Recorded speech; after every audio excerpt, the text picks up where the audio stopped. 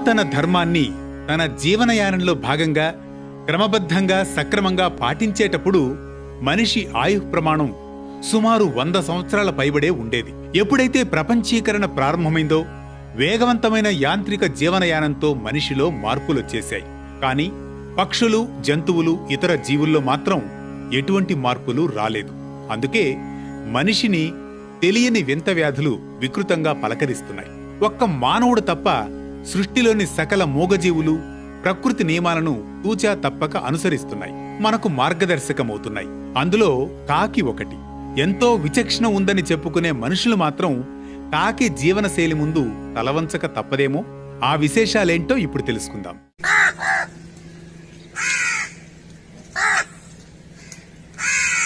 శనిదేవుడి వాహనమైన కాకిని హిందూ మత విశ్వాసాల ప్రకారం శుభప్రదంగా పరిగణించరు. కానీ కాకి నుంచి మనిషి నేర్చుకోవలసిన లక్షణాలు ఎన్నో ఉన్నాయి. బ్రాహ్మీ ముహూర్తంలోనే స్నానమాచరించే ఏకైక పక్షి కాకి మాత్రమేనట.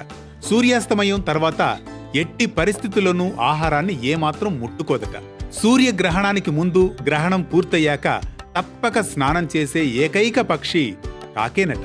ఆశ్చర్యమేంటంటే గ్రహణం తర్వాత తన గూడును శుభ్రం చేసుకుంటుందట.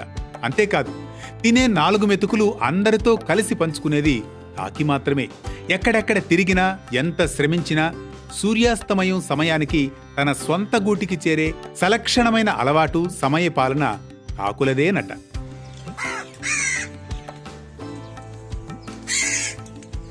ఇక కాకి నుండి మనిషి నేర్చుకోవలసిన కొన్ని గుణాలున్నాయి.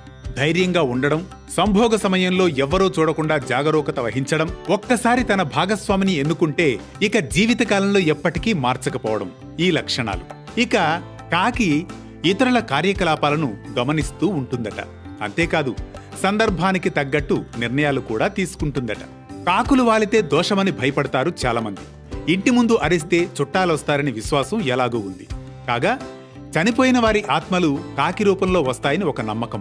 అందుకే వారిని తలుచుకుని కాకికి పిండం పెడుతూ ఉంటారు.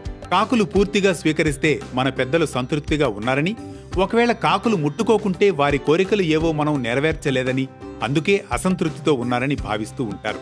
కాకికున్న ప్రత్యేకతలకు సంబంధించి పురాణాల్లోని ఓ కథను పరిశీలించినట్లయితే, త్రేతాయుగంలో రావణుడి హింసా ప్రవృత్తి కొనసాగుతున్న సమయంలో రావణుడి నుంచి తప్పించుకునేందుకు దేవతలు కూడా ఒక్కొక్కరు ఒక్కో జంతువులోకి ప్రవేశించారట.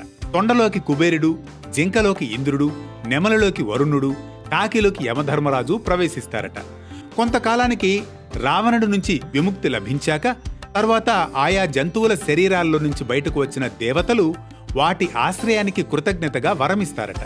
జింకకు ఒళ్లంతా కళ్ళున్నట్లు అందంగా ఉండే వరమిచ్చాడట ఇంద్రుడు. అందుకే ఒళ్లంతా కళ్ళున్నట్లు కనిపిస్తుంది జింక. వర్షం పడే సమయంలో ఆనందంతో పురివిప్పి అందంగా ఆడేలా నెమలికి పింఛం ఇచ్చాడట వరుణుడు. కాకికి మరణం ఉండదని, బలవంతంగా మాత్రమే తనకు తానుగా మరణించవచ్చునని వరమిచ్చాడట యముడు. అంతేగాక యమలోకంలో నరకం అనుభవించే వారిలో కాకులు ఎవరి పిండమైతే తింటాయో వారికి ఈ నరక బాధల నుంచి విముక్తి కలుగుతుందని చెప్పాడట. అప్పటి నుంచి పిండాలను కాకులకు పెట్టడం ఆనవాయితీగా వస్తోంది. రామాయణం ప్రకారం రాముడు ఒక భక్తుడికి ఓ వరమిస్తాడట. భక్తా, నీ పూర్వీకులు కాకి రూపంలో విహరిస్తూ ఉంటారు. కాకులకు నైవేద్యం సమర్పించడం ద్వారా అది నీ పూర్వీకులకు తప్పక చేరుతుంది అని. రాముడి ఆ వరం ప్రకారమే నేటికి కాకులకు ఆహారం పెట్టే సంప్రదాయం కొనసాగుతున్న విషయం తెలిసిందే.